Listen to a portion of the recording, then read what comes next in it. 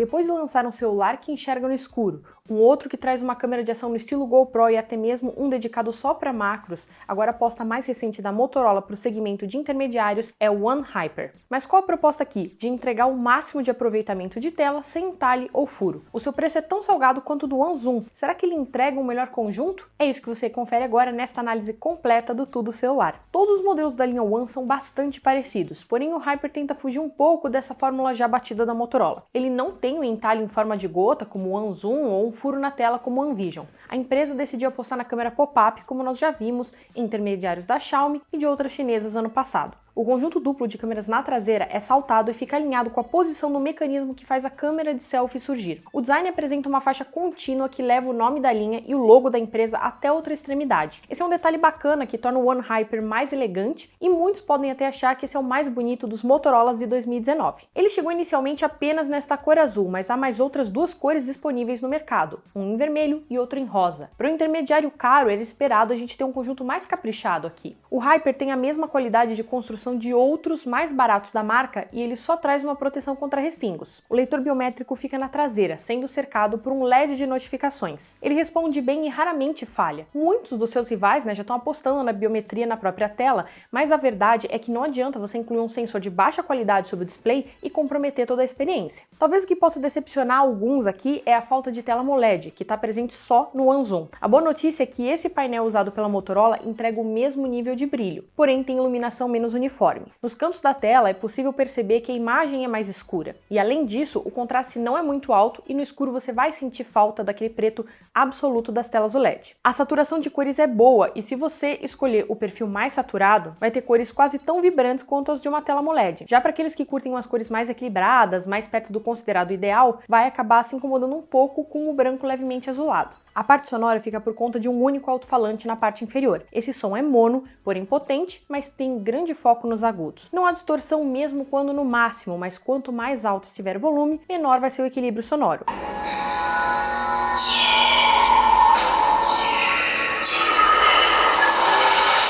O fone que vem junto é o mesmo que a gente já vê em outros da linha One. O acessório é confortável, acompanha umas ponteirinhas de borracha de tamanhos diferentes e entrega boa qualidade. E se por fora o One Hyper tenta ser diferente, por dentro ele é igual ao Zoom. Nós temos aqui a combinação de Snapdragon 675 com 4 GB de RAM. Esse hardware ele é suficiente para garantir uma ótima experiência com qualquer app para Android, mas o One Hyper acaba sofrendo com uma otimização de software. Ele tende a recarregar os aplicativos com frequência, especialmente se você deixar algum jogo em aberto em segundo plano, por exemplo. Isso não deveria acontecer em um aparelho com tanta memória. E se você está preocupado com o rendimento em jogos, não precisa desistir do One Hyper, porque nisso ele mandou muito bem e rodou todos os jogos que nós testamos sem dificuldades. A gente só acabou vendo que ele pode esquentar um pouco quando a gente joga, mas nada preocupante. Em benchmarks foi onde ele surpreendeu e alcançou a pontuação mais alta no AnTuTu do que rivais com um hardware mais potente. Na bateria, o Hyper é alimentado por 4.000 mAh. Isso já é praticamente um padrão adotado em intermediários. Ele entrega autonomia suficiente para um dia inteiro e você pode ver vídeos no YouTube, jogar e tirar fotos que dificilmente ele vai te deixar na mão no meio do dia. E o melhor é que a Motorola incluiu um poderoso carregador de 45 watts na embalagem, e isso faz com que a bateria chegue a 50% da carga em apenas 20 minutos na tomada. Esse tempo ele desacelera, conforme o celular começa a esquentar, o que é bem normal, e isso acaba derrubando o tempo total da carga para pouco mais de 1 hora. Ainda assim, esse é um tempo excelente e coloca ele nos que passam menos tempo na tomada aqui nos nossos testes. O Hyper foi o primeiro smartphone da Motorola a ser lançado com Android 10 aqui no Brasil. Infelizmente, ele não faz parte do programa Android One, como nós tínhamos nos primeiros modelos da linha, o que não garante que ele receberá atualizações por muito tempo. Em troca, você leva a interface levemente modificada da fabricante. Ela oferece aqueles gestos para acionar a câmera traseira e frontal mais facilmente, entre outras funções. Então, no geral, ele é um sistema bastante limpo, como já esperado. A experiência entregue é boa, mas aquele gerenciamento de RAM ainda precisa ser aprimorado. E apesar de ser o mais caro dos lançamentos de 2019 da Motorola, o One Hyper ele não traz um conjunto avançado de câmeras, cheio de sensores para todo tipo de uso. Aqui você tem só 2 câmeras na traseira, uma delas com sensor de 64 megapixels e outra uma lente ultra-wide com uma resolução muito mais baixa. Esse sensor principal pode até impressionar pela quantidade de megapixels, mas ele acaba funcionando de forma igual a diversos aparelhos com câmeras de 48 megapixels que nós vimos em 2019. 4 pixels são comprimidos em um só para permitir capturar mais luz. Na prática, é como se você tivesse uma câmera de 16 megapixels com modo noturno sempre ativado. Você também pode, se você quiser, tirar dá proveito dos 64 megapixels, é possível, mas ele vai demorar alguns segundos a mais para processar a imagem. O Hyper realmente consegue registrar ótimas fotos. De todos os modelos da linha One, ele é o que apresenta melhor equilíbrio entre definição, exposição e cor. O HDR realmente faz um trabalho bom aqui, pelo menos em locais mais abertos e bem iluminados. Dependendo do cenário, a diferença é grande. Em locais fechados é impossível a gente não reparar nos granulados das fotos, isso acontece devido ao excesso de luz que entra no sensor. Pontos de luz ficam estourados, mas isso pode ser corrigido ao ativar o Night Vision, que ironicamente deixa a foto mais escura. Ele funciona como uma espécie de HDR forçado que uniformiza a iluminação do cenário em troca de contraste exagerado. Sinceramente, não vale muito a pena você usar esse recurso. Quer dizer,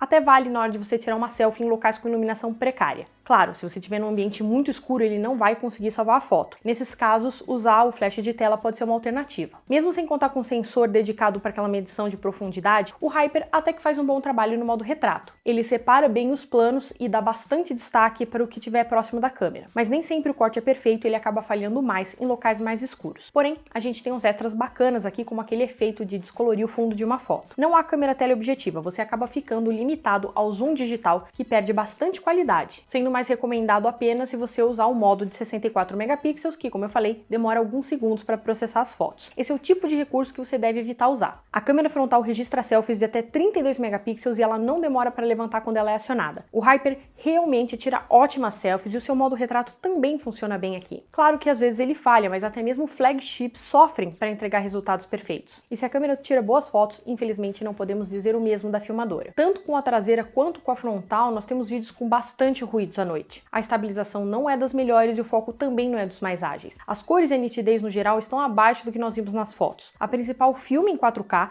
mas se você pretende ficar alternando, entre as duas câmeras quando você for gravar vídeos, você vai ficar limitado à resolução Full HD. A captura de áudio está melhor do que outros da linha One. Ficou decepcionado com o Hyper? Nós podemos listar aqui algumas alternativas que custam menos. Galaxy S70, Mi 9T, Mi 9 Lite e até mesmo o One Zoom entregam um melhor desempenho. E por mais que o Hyper ofereça autonomia para o dia inteiro, os modelos da Samsung e da Xiaomi que nós citamos aqui possuem bateria que dura ainda mais. Se você ficou interessado nesta novidade pela câmera pop-up, a melhor alternativa seria o Mi 9T. Ele tem câmeras melhores, especialmente a filmadora, e sem falar que ele custa bem menos, ainda mais para quem for decidir importar. A vantagem do One Hyper contra os seus rivais está na maior pontuação em benchmarks e no menor tempo de recarga. Na nossa conclusão, a Motorola chegou apostando alto com o One Hyper no Brasil e vem cobrando caro por isso. Ele chegou ao mercado por R$ 2.500, mas ele já aparece em ofertas por menos de R$ 2.000. Ainda é um valor salgado, e por isso nós recomendamos que você espere o preço cair mais um pouco. O seu diferencial está na câmera pop-up, já que a experiência é similar aos outros da linha. É difícil recomendar a compra quando há alternativas melhores. Cada modelo da linha One se destaca por apenas um aspecto e normalmente decepciona no resto. No caso do Hyper, a gente apenas esperava mais desempenho, mas isso pode ser corrigido por atualizações de software. E você? O que você achou do One Hyper? Acha que ele consegue enfrentar concorrentes como o A70 e o Mi 9T? Você teria um? Deixa aqui nos comentários a sua opinião e não se esquece, se você quiser conferir os melhores preços desse e de outros smartphones, é só você conferir aqui na descrição os links para as nossas ofertas